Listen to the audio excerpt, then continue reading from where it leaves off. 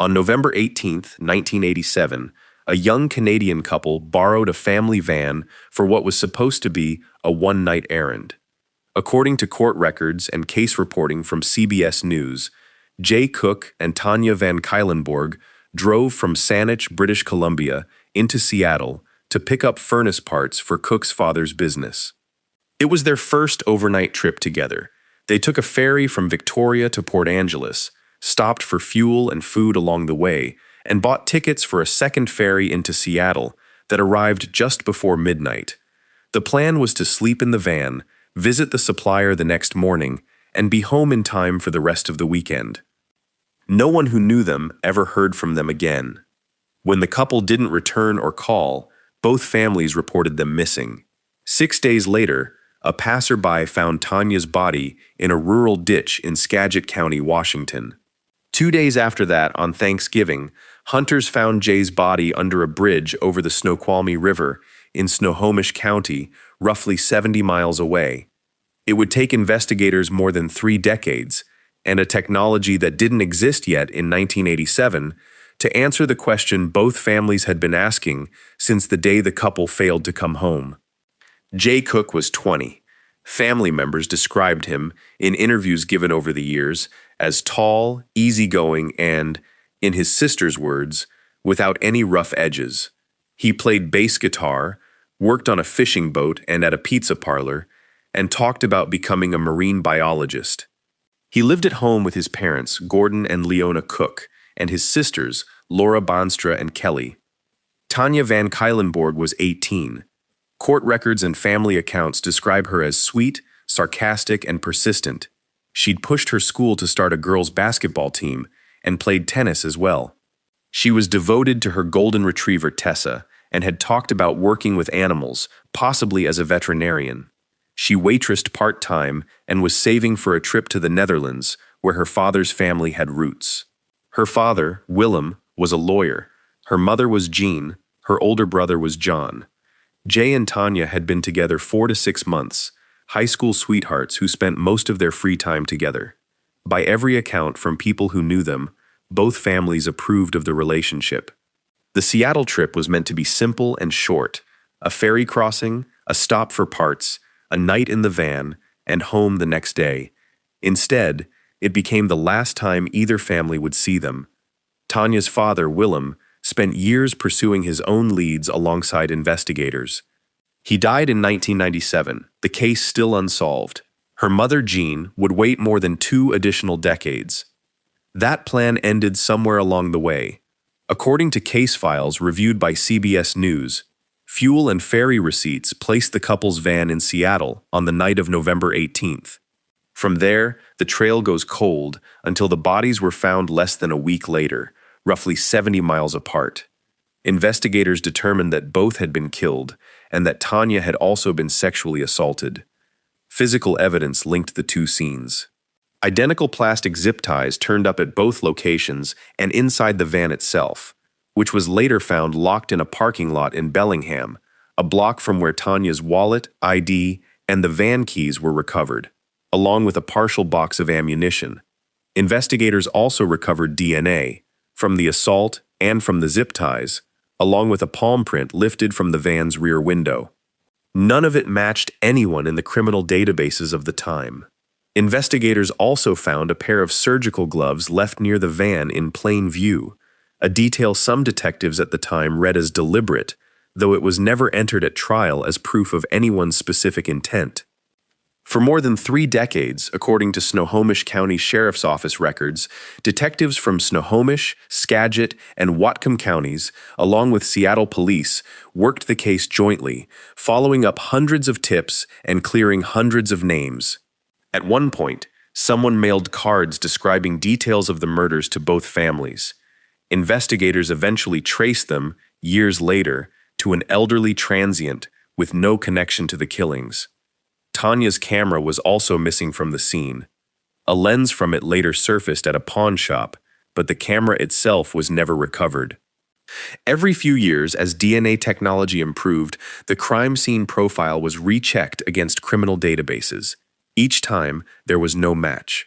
Detective Jim Scharf, who inherited the file, stayed with it for years without a break, long after most of the original leads had gone nowhere. That changed in 2018. In April of that year, the lab Parabon Nanolabs released a computer-generated composite of the suspect's likely appearance, built from crime scene DNA using a technique called phenotyping. At the same time, according to CBS News' reporting on the case, Parabon genealogist C.C. Moore uploaded that same DNA profile to GE Deadmatch, a public genealogy database that, weeks earlier, had helped identify the suspect in the Golden State Killer case. The technique works by comparing crime scene DNA against genetic profiles the public has voluntarily uploaded, mostly people researching their own family history, to find likely relatives, then working out where a suspect fits inside that family tree. Moore found 2 matches at roughly the second cousin level on both sides of the suspect's family. Working outward from those matches, she built the family tree backward to a set of great-grandparents, then forward again toward the present. The lines converged on a couple from Woodinville, Washington, who had exactly 1 son. By her own account, the whole process took about 2 hours. That son was William Earl Talbot II, a truck driver with almost no criminal record, who had never once been considered a suspect. He'd grown up only a few miles from where Jay's body was found and had lived in the Woodinville area through the years surrounding the murders. Detectives surveilled him for several days, recovered a coffee cup he'd discarded from his truck, and rushed it to the Washington State Patrol Crime Lab. It matched the DNA recovered from both crime scenes. His palm print matched the print lifted from the van years earlier. He was arrested on May 17, 2018, the first person in the world charged with murder on the strength of investigative genetic genealogy. One of the distant relatives whose Gedmatch profile had helped point toward Talbot, Chelsea Rustad, later met the Van Cuylenborg and Cook families in person. Talbot's trial opened in Snohomish County Superior Court in June 2019 and lasted about 2 weeks. The first time in more than 3 decades that a courtroom held people who had waited that long for an answer. Prosecutors didn't need to prove he'd been at the scene.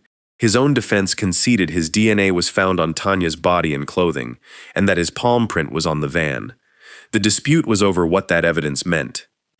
The defense argued that Talbot had consensual sexual contact with Tanya, and that an unidentified third party later killed them both, a theory the jury rejected as inconsistent with the compressed timeline, Jay's presence, and the physical evidence tying both crime scenes together.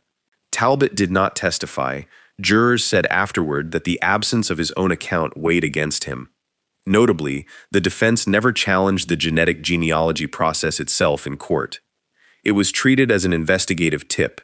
The evidence jurors actually weighed was the confirmatory DNA match and the palm print. The jury convicted him on 2 counts of aggravated first-degree murder.